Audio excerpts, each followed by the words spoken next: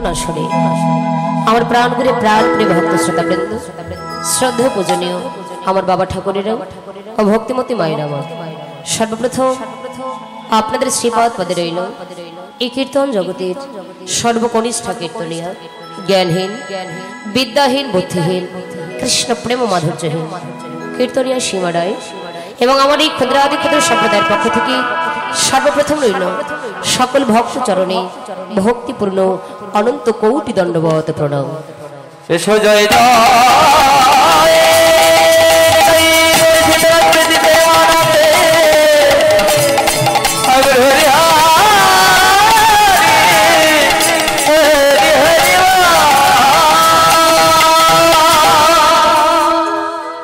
রাধে অধিক রাত জেগে বসে আছেন গৌর গোবিন্দে রাধা গোবিন্দে অপ্রাকৃত গুণকীর্তি গাথা লীলা মাধুরী আস্বাদন শ্রবণ করবার জন্য। তো ভগবানের লীলা কিন্তু একটি দুটি নয় বাবা, তার অনন্ত লীলা, অনন্ত মহিমা। ভগবানের লীলা বোঝা বড় দায়। সে যে কারে বা কখন হাসায়, আবার কারে বা কখন কাঁদায়। তথাপি শাস্ত্রকার শাস্ত্রে কলম দিলেন ভগবানের লীলা একটি দুটি নয়, কতটি? 64 প্রকার লীলা। এই 64 প্রকার লীলার মধ্যে সর্বশ্রেষ্ঠ লীলা হচ্ছে, সর্বলীলা মুকুটমণি লীলা হল ভগবান শ্রীকৃষ্ণের শ্রী শ্রী মহারাস লীলা। যে রাসলীলা আস্বাদন করবার জন্য প্রচন্ড বৃষ্টি হচ্ছে, তার মধ্যেও এত কষ্ট করে আপনারা বসে আছেন সেই মধুময় রসময় রাসলীলা আস্বাদন করবার আশায়। জানি না ভগবানের সেই রাসলীলা পরিবেশন করে আপনাদেরকে কতটুকু চিত্তারঞ্জন দান করাতে পারবো, সে সামর্থ্য সেই দক্ষতা আমার নেই বাবা। তথাপিও দাঁড়িয়েছি গুরু কৃপা হি কেবল।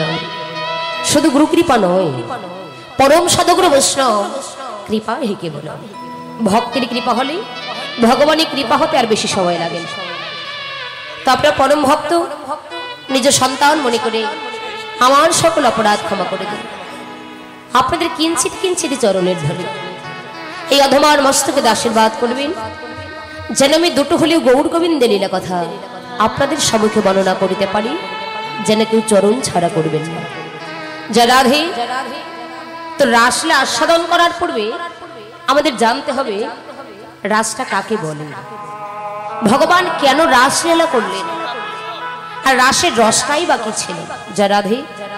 বাবা আপনারা যারা পিছনে বসে আছেন, এদিকে সামনে অনেক ফাঁকা যায় না, এদিকে বসুন ভালো হবে। এখন তো আর তেমন ভক্ত নেই, যারা পিছনে আছেন তারা সামনে আসুন, ভালো লাগবে। হরি বল। ভগবানের 64 প্রকার লীলাকে একত্রে নির্যাস করে উৎপত্তি হলো রস, রাস কিন্তু হয়নি। কতটি লীলা? 64 প্রকার লীলা। এই 64 প্রকার লীলাকে একত্রে নির্যাস করে উৎপত্তি হলো রস। র হলো ভক্ত, দন্ত স হলো ভগবান। ভক্তটাকে ভক্তি স্বরূপিণী প্রেমময়ী শ্রীমতী রাধা ঠাকুরানী, আর ভগবানকে যিনি পুরুষোত্তম স্বয়ং ভগবান শ্রীকৃষ্ণ, যিনি সৃষ্টি স্থিতি লয় প্রলয়ের মালিক। সেই র হল ভক্ত, দন্ত স হল ভগবান। ভক্ত ভগবানের মধুর মিলনে একজন দাঁড়িয়েছেন কে? রসের মাঝখানে যদি আকার দেই তবে কিন্তু হবে রাস, তাই না বাবা? হরি বল। মাঝখানে আকারটা কেটে দিলে হয় রস, আবার রসের বিন্দুটা যদি, রয়ের বিন্দুটা যদি আমরা কেটে দেই তবে হয় বস। রাস, রস, বস। গীতা হলো জ্ঞান শাস্ত্র, ভাগবত হলো ভক্তি শাস্ত্র, আর চৈতন্য চরিতামৃত হলো রসশাস্ত্র। জ্ঞান শাস্ত্র, ভক্তি শাস্ত্র, রসশাস্ত্র, এই তিন মিলে হয় কৃষ্ণ বস। তো রয়াকার দন্ত সদা মাঝখানে যে আকারটি এলো সেই আকারটি কে? এই আকারটি হলেন আত্মাশক্তি মহামায়া মা দুর্গা। লীলাটা হলো যোগমায়া শ্বেত লীলা। দেখুন আত্মাশক্তি মহামায়া মা দুর্গা এনেছিলেন যোগাযোগকারী। আত্মাশক্তি মহামায়া মা দুর্গা যোগমায়া, ইনি ছিলেন যোগাযোগকারী। গোবিন্দের প্রত্যেকটি লীলায় এই যোগমায়ার সাহায্য সহযোগিতা করেছিল বাবা। যোগমায়ার সাহায্য সহযোগিতা ছাড়া গোবিন্দ আমার কোনোটা লীলাই কিন্তু সম্পন্ন করতে পারেনি। তো মাঝখানে যে আকারটি এলো সেই আকারটি হলেন ঘটক, অর্থাৎ যোগাযোগকারী। দেখুন এই বাস্তব জগতে আপনার আমার যোগাযোগকারী কে বাবা? এই বাস্তব জগতে আপনার আমার যোগাযোগকারী হলো আপন আপন শ্রী গুরুদেব। গুরু বিনে গোবিন্দ ভজে সেই জীব কিন্তু নরকে মজে। দেখুন বাস্তব জগতে একটা ছেলে আর একটা মেয়ের যদি আমরা বিবাহ সম্বোধন করতে যাই, মাঝখানে কার প্রয়োজন? হ্যাঁ, হরি বল।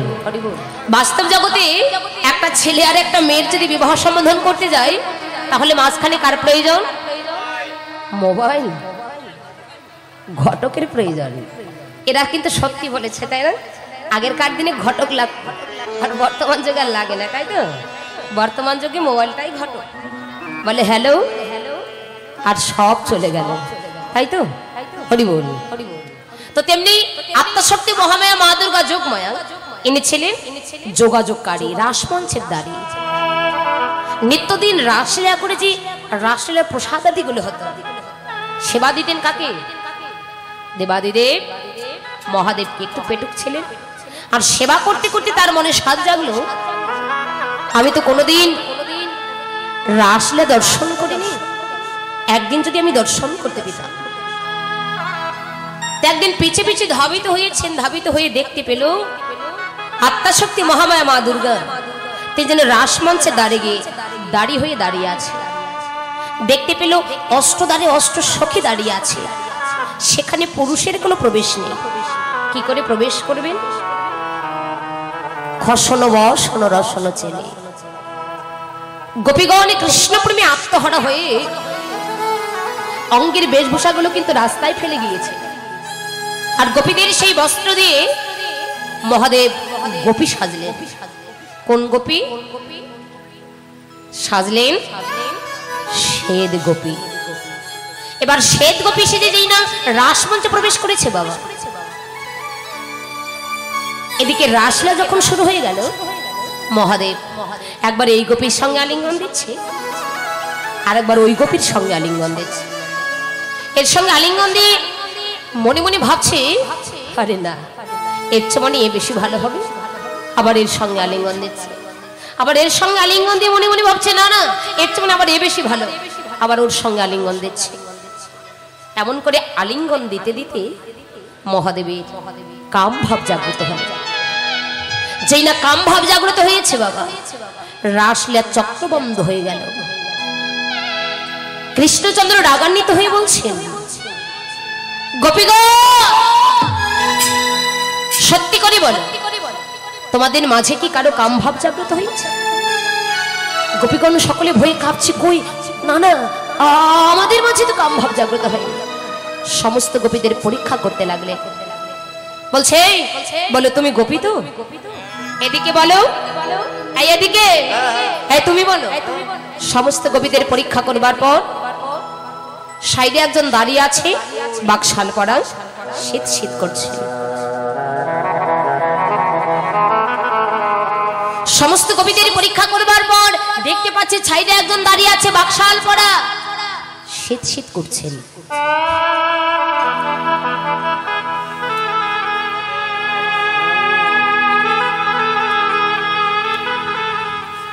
এই যে ও গোপী, তোমাকে বলছিলাম। হ্যাঁ। কি গো, তুমি গোপী তো? হ্যাঁ আমি গোপী। গোপী? হ্যাঁ। তুমি আমার কোন গোপী? আমি শ্বেত গোপী। কি বললে?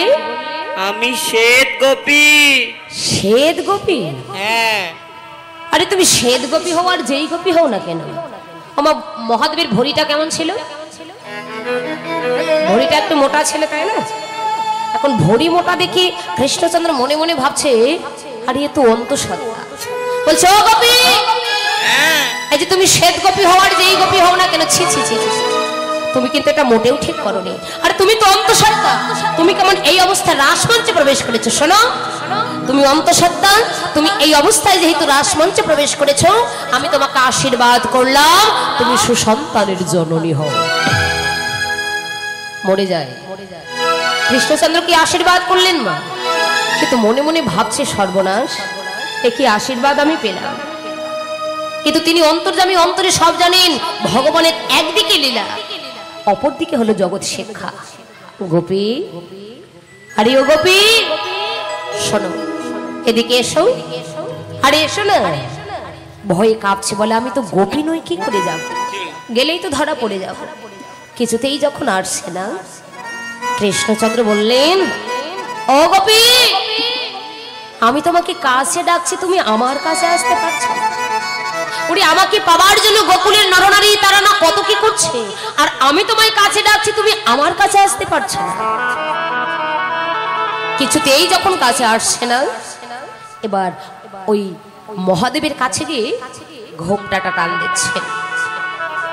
মহাদেবের কাছে গিয়ে যেই না ঘোমটা টান দিলেন, ঘোমটা টান দিয়ে দেখছে মহাদেব, একি তুমি তুমি আমাকে করেছো অবজ্ঞা, এই গোপীদের করেছো পরীক্ষা। আমি তোমায় অভিশাপই করলাম, তোমায় নরকুলে যেতে হবে। শোনো, আজ থেকে 50 বছর আগে তুমি নরকুলে যাবে, তোমার নাম হবে অদ্বৈত আচার্য। আর আমি তোমার আজ থেকে 50 বছর পরে নরকুলে যাব, সেদিন আমার নাম হবে শ্রীমান গৌরসুন্দর। মহাদেব কাছে গিয়ে বললেন, দয়াময়, তুমি অভিশাপ দিলে আমি মাথা পেতে নিলাম, বেশ আমি নরকুলে যাব, কিন্তু তুমি যে আশীর্বাদ করলে সুসন্তানের জননী হও। হ্যাঁ, তুমি কি জানো না এই রাসমঞ্চে পুরুষের কোনো প্রবেশ নেই, তুমি কেন প্রবেশ করেছ? আমার বড় ভুল হয়েছে প্রভু।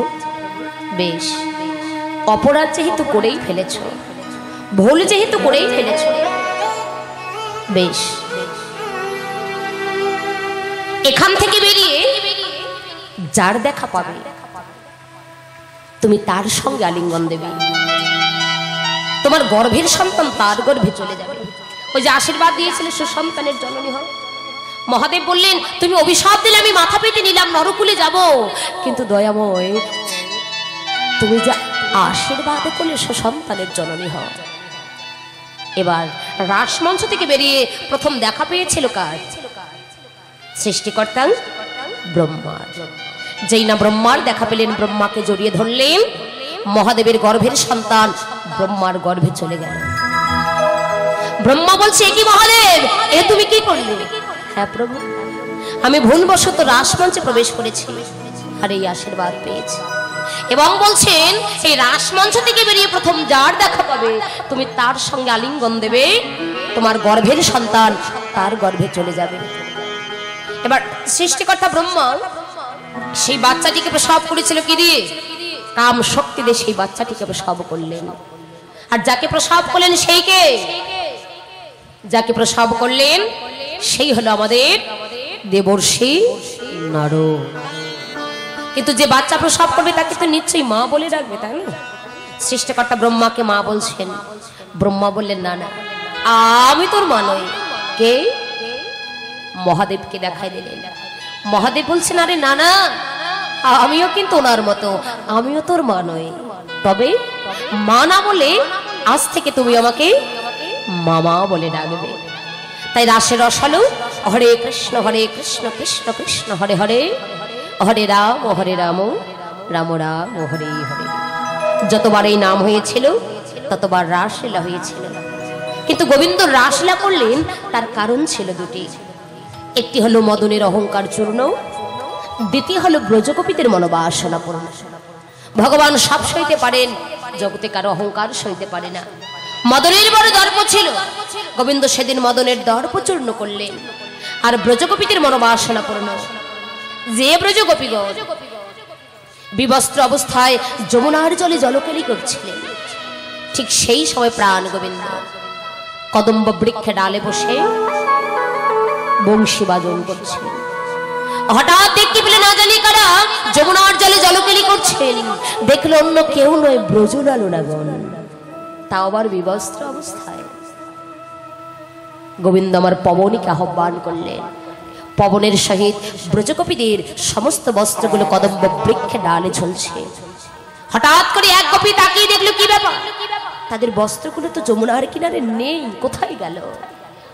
একজনের নয়ন পড়ে গেল, দেখছে দেখ কোথায় আমাদের বস্ত্র ঝুলছে। আর একজন বলছে ও কি করে ওখানে গেল, দেখ দেখ, ছি ছি ছি ছি। কৃষ্ণ তোমার লজ্জা করে না গো? আমরা ব্রজগোপীগণ বিবস্ত্র অবস্থায় যমুনার জলে জলকেলি করছি, আর তুমি কিনা অমন করে আমাদের বস্ত্রগুলো চুরি করলে। এক হাত দিয়ে লজ্জা নিবারণ করে এক হাত উত্তোলন করে বলছে দাও কৃষ্ণ, আরে দাও, আমাদের বস্ত্রগুলো ফিরাইয়ে দাও। গোবিন্দ বললেন তথাস্তু। হে ব্রজ লালনা, যে হস্ত দিয়ে যে দেহের তোমরা লজ্জা নিবারণ করছো, বলো সেই দেহটা কি তোমাদের? মনে মনে ভাবছেন বেশ, দেহ তো আমাদের নয়।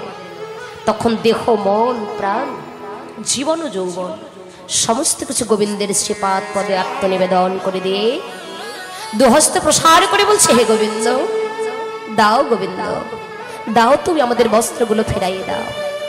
সাধনায় সন্তুষ্ট হয়ে বললেন তথাস্তু। আজ নয় কবে সেই রাসস্থলিতে গিয়ে, শারদীয় পূর্ণ রজনীতে রাসস্থলিতে গিয়ে রাসমণ্ডলী নির্মাণ করে তোমরা যত গোপী থাকবে, আমি তত কৃষ্ণ হয়ে তোমাদের সমস্ত ব্রজগোপীদের আমি মনোবাসনা পূর্ণ করব। আজ হলো সেই রজনী, চলুন আমরা আস্বাদন করব। প্রথমেই তদুষিত গৌর চন্দ্রিকা লীলা, তারপর বৃন্দাবনে গিয়ে বৃন্দাবনে আস্বাদন করব। কেউ আর ঘুমাবেন না, সকলে আত্মসমর্পণ করবেন। কেমন? বাবার একটু জয়ের ধ্বনি আর মায়ের একটু লুট ধ্বনি।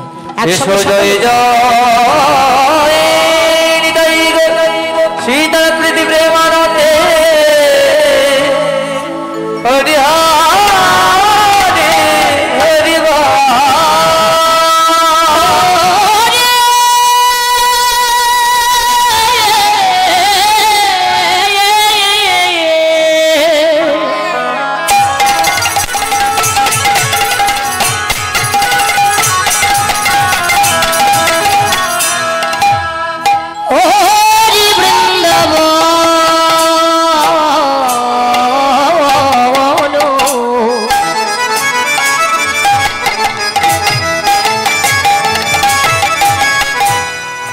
লীলা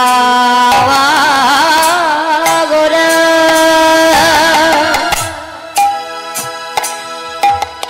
আহা বৃন্দাবন লীলা গোরা আমার গোরা, দেখো মনেতে পড়েল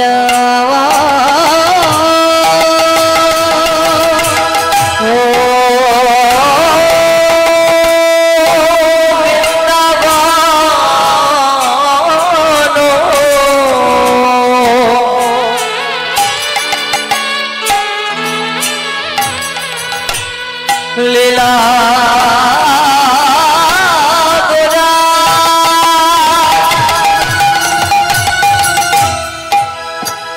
বৃন্দাবন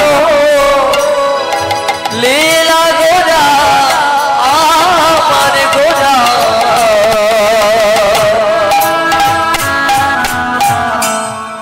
ওরে মনেতে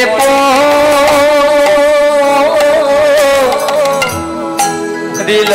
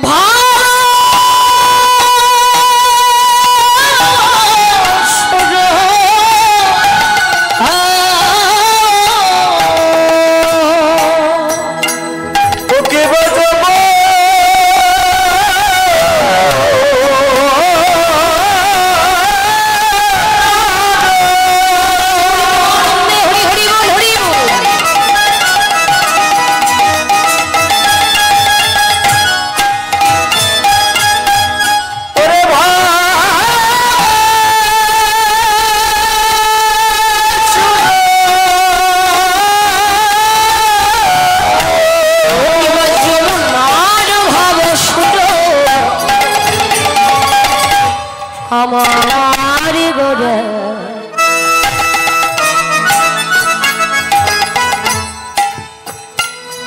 সুরধনের করিল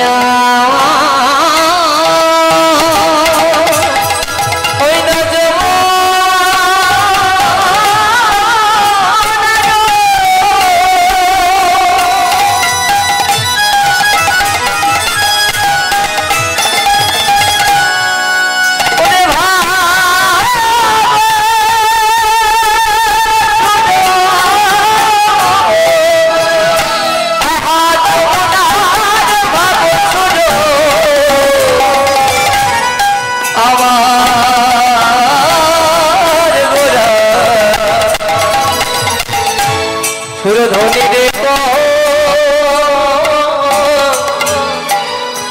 করিল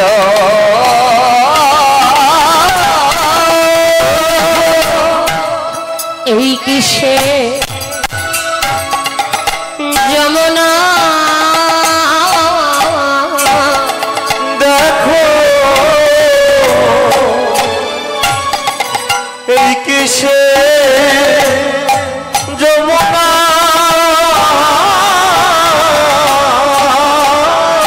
ও যেথায় রাধা রানী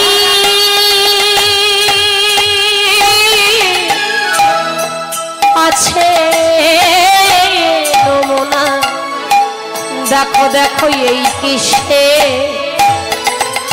যমুনা যেথায় রাধা রানী হরি হরি বল হরি বল আছে যমুনা এই তো সে যমুনা এই তো সেই রে এই তো সেই রে এই তো সেই রে এই তো সেই রে ব্রজের নিতাই ব্রজের কানাই এই তো সেই রে সে ওদের নিমাই বোঝের কানাই এই তো সেই রে ওদের নিমাই বোঝের কানাই এই তো সেই রে সেই তো এসেছে দেখো সেই তো এসেছে সেই তো এসেছে সেই তো এসেছে ওই ব্রজ ছেড়ে নদিয়াতে সেই তো এসেছে আজ ব্রজ ছেড়ে নদিয়াতে সেই তো এসেছে ব্রজ ছেড়ে নদিয়াতে সেই তো এসেছে ব্রজ ছেড়ে নদিয়াতে সেই তো এসেছে আসবে না কেন গো আসবে না কেন গো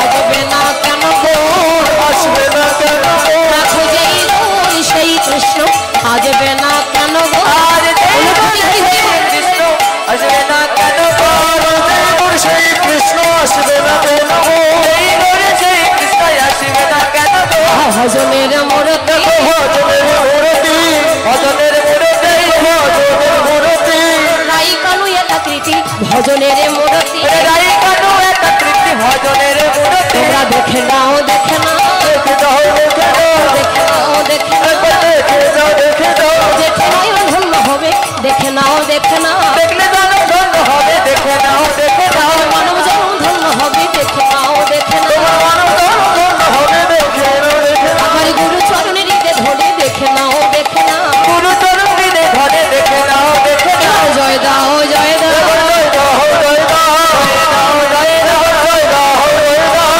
জয় দিলে জয় হবে জয় দাও জয় দাও জয় দিলে জয় হবে জয় দাও জয় দাও জয় দিলে জয় হবে জয় দাও জয় দাও জয় দিলে জয় হয় এমন দিন আর হয় কিনা জয় দিলে জয় হবে এমন দিন আর হয় কিনা হয় জয় দিলে জয় হবে এমন দিন আর হয় কিনা হয় জয় দিলে জয় হবে এমন দিন আর হয় কিনা হয় জয় দিলে জয় হবে এমন দিন আর হয় কিনা হয় জয় দিলে জয় হবে এমন দিন আর হয় কিনা হয় জয় দাও জয় দাও জয় দাও জয় দাও জয় জয় জয়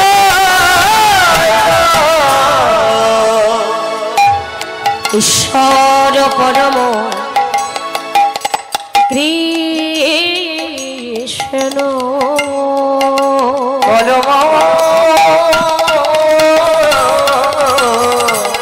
কৃষ্ণ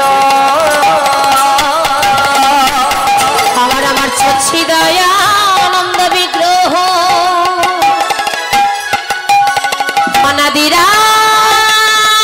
অনাদিরাদি প্রাণী গোবিন্দ সর্বকারণে সর্বকারণে সর্বকারণে কারণ সর্বকারণে